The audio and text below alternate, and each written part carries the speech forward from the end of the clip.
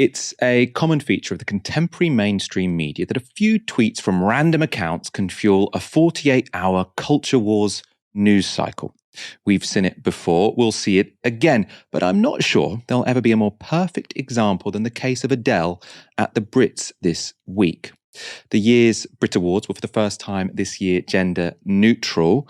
There were no male or female categories, so instead of Best Male Artist and Best Female Artist, there was just Best Artist, and there was the same for Best Song, etc., etc. This had already created controversy in some quarters, and after this moment in Adele's acceptance speech for Best Artist, that controversy went into overdrive. I understand why the name of this award has changed, but I really love being a woman and being a female artist. I do. Adele saying she loved being a woman at a gender-neutral awards ceremony apparently infuriated online trans rights activists who assumed Adele had outed herself as a trans-exclusionary radical feminist. According to the New York Post, Adele was slammed for telling gender-neutral award show she loves being a woman. The Express explained that Adele had to be defended by fans over her TERF claim, and the more, highbrow, the more respectable Times reported that music fans have leapt to the defense of Adele after the singer was criticized for saying that she loved being a woman. The row had a very international flavor. We've already shown you the headline from the New York Post. This is how it was covered on Fox News. That was Helen Reddy's 1971 super hit, I Am Woman. Adele now echoing a similar message at the Brit Awards, becoming the woke folks' next target. She's accused of transphobia by declaring she loves being a woman at the gender-neutral award show Tuesday. Adele made the remark while accepting an Artist of the Year award. That category merges the old Best Female and Best Male awards. People on social media were outraged, some calling her a trans-exclusionary radical feminist. This comes just 2 weeks after Adele tearfully postponed her Las Vegas residency due to COVID delays. And of course, my big beef was she waited until the last second and the money had already rolled in, but I guess they're going to give some of that back so maybe they can make it right. Closer to home, the usual suspects were out in force defending a star against the woke mob. Piers Morgan, now employed by Rupert Murdoch, shared the aforementioned article in the Murdoch-owned New York Post with the caption, "Absolutely shameful. How dare Adele have the brass neck audacity to ignore gender-neutral bullshit and take pride in being female. She's clearly an evil TERF who must be cancelled immediately."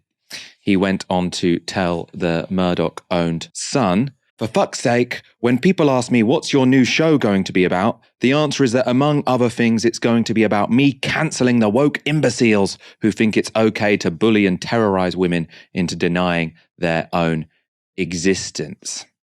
The news show is, of course, on the Murdoch-owned Talk TV. One more tweet for you. It's from Ian Dale, LBC host and author of Why Can't We All Just Get Along? He said, "At the Brits, in her moment of triumph, Adele proclaimed, 'I really love being a woman and being a female artist. I do. I'm really proud of us.' She is now being cancelled as a TERF. The world has gone truly mad when a woman can't talk about how she feels being a woman." Now, of course, on one level, Ian Dale is right. The world would have gone truly mad if a woman couldn't talk about how she feels being a woman. The problem, despite this entire media storm, which I've just laid out for you, the original cancellation never happened. Let's go back to the New York Post article I started with. This is the only evidence they provide of Adele being slammed. So they say, quotes, "Please, no, Adele can't be a TERF," a staunch feminist performer named Jacob told his thousands of Twitter followers. "Who'd have thought Adele was a transphobe and would use her platform to call for the destruction of the trans community, especially the confused teenagers?" Another long-time Twitter user posted.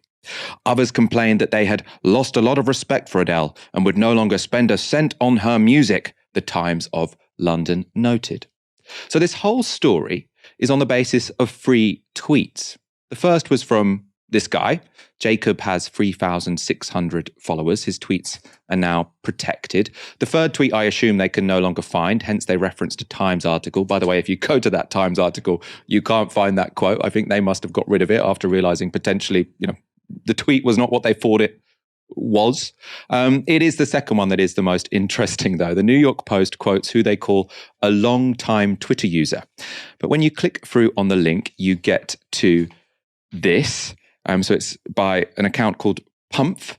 It has 383 followers. And she says, who'd have thought Adele was a transphobe and would use her platform to call for the destruction of the trans community, especially the confused teenagers. Now, that tweet only has 19 likes. In fact, I looked yesterday when the New York Post article was published, it had 10 likes, and it's followed up by this. Obviously, Adele stating that she really loves being a woman does not make her transphobic, nor does it give people an excuse to use the thinly veiled slur TERF against her or any woman standing for biological reality. As this tweet makes clear, this 300 follower account wasn't even critical of Adele. She was ironically tweeting in what she believed to be the style of a trans rights activist. She was sort of mocking in a very unsympathetic way trans rights activists. In short, she had the precise opposite view to that ascribed to her, but it still formed the basis of a 48-hour international news story. Aaron, this whole row is essentially a hoax. Do the likes of Piers Morgan ever feel embarrassed? I mean, I don't think so, Michael. The evidence would suggest not.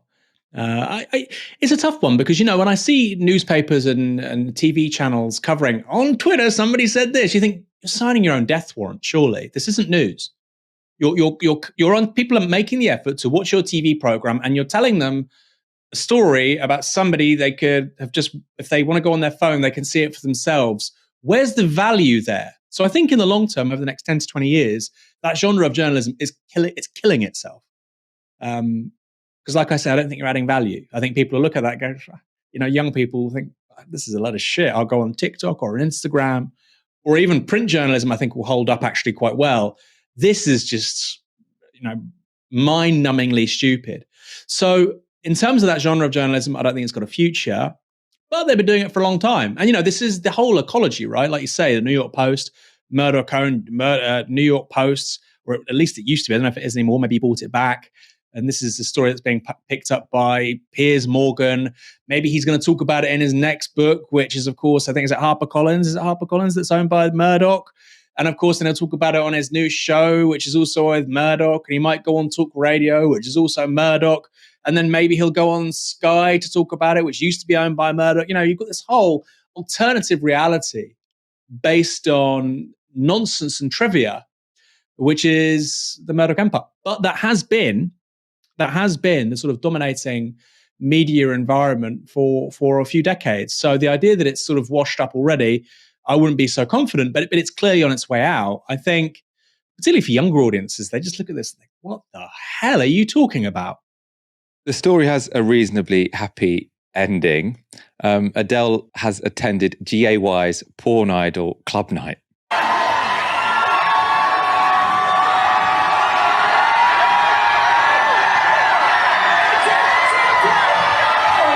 She would go on to tell the crowd, you're all women who identify as women. So responding to all of this ridiculous coverage.